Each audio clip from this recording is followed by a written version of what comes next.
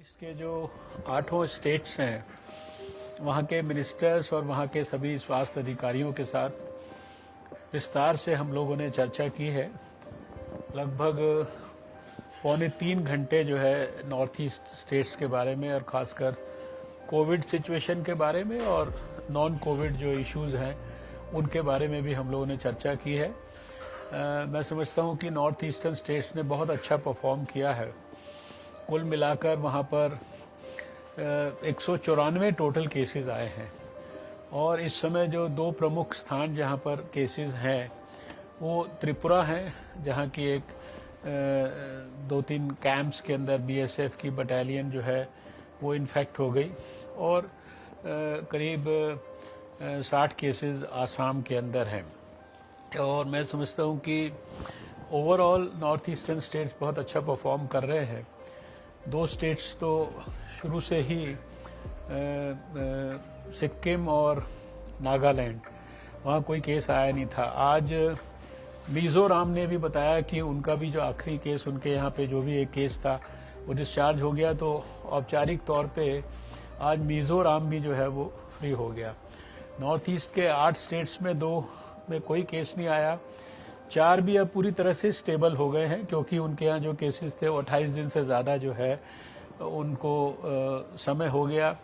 अब केवल 2 ही स्टेट्स बाकी हैं जो एक्टिव हैं केसेस की दृष्टि से, वो आसाम है और त्रिपुरा है। कुल मिला के उनका बहुत अच्छा परफॉर्मेंस है।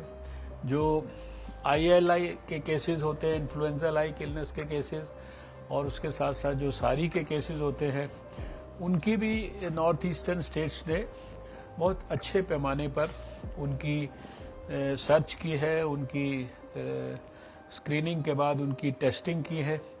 और खुशी की बात यह है कि जहाँ जहाँ उन्होंने ये सब टेस्टिंग वगैरह की है वहाँ सब जगह पे वो केसेस नेगेटिव आए हैं। रिजल्ट्स जो है उसने नॉर्थ ईस्ट स्टेट्स को और ज़्यादा कहा है कि आरोग्य सेतु ऐप को और अच्छी तरह से डाउनलोड करें। कई स्टेट्स के अंदर जो और लेबॉरेटरी फैसिलिटीज़ को एक्सपेंड करने की उनकी इच्छा थी, उसके लिए ICMR का सपोर्ट और दूसरी जो भी कोई उनको सपोर्ट सिस्टम्स यहाँ से और सहायता करने हैं उसकी भी जानकारी हम लोगों ने उनसे प्राप्त की है।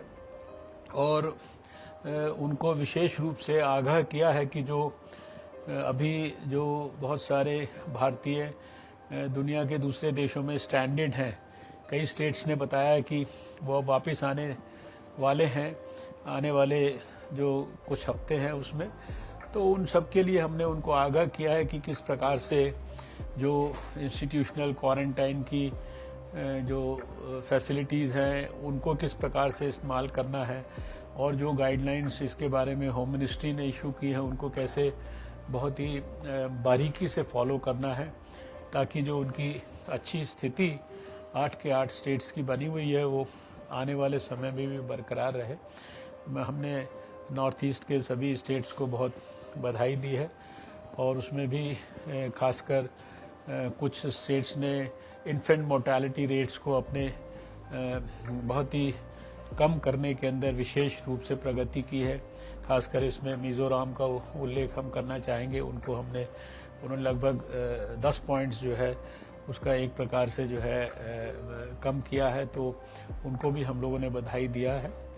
तो आज की मीटिंग बहुत सफल रही है और इसी श्रृंखला में जैसा कि पिछले समय में अलग अलग स्टेट्स के साथ हम विस्तार से मीटिंगें कर रहे हैं, हम आने वाले सप्ताह में और भी देश की बची हुई स्टेट्स के साथ इसी प्रकार से मीटिंग्स करेंगे। स्थिति दिन प्रतिदिन बेहतर हो रही है, कंट्रोल हो रही है, और जो भी जहां केसेस आए, जैसे आज नॉर्थ ईस्ट की ही बात करें तो अधिकांश जो इलाके हैं वो अब ऑरेंज से भी ग्रीन जोन के अंदर परिवर्तित हो गए हैं। और जैसा मैंने कहा कि केवल 2 ही स्टेट्स में जो है उस प्रकार से एक्टिव केसेस हैं।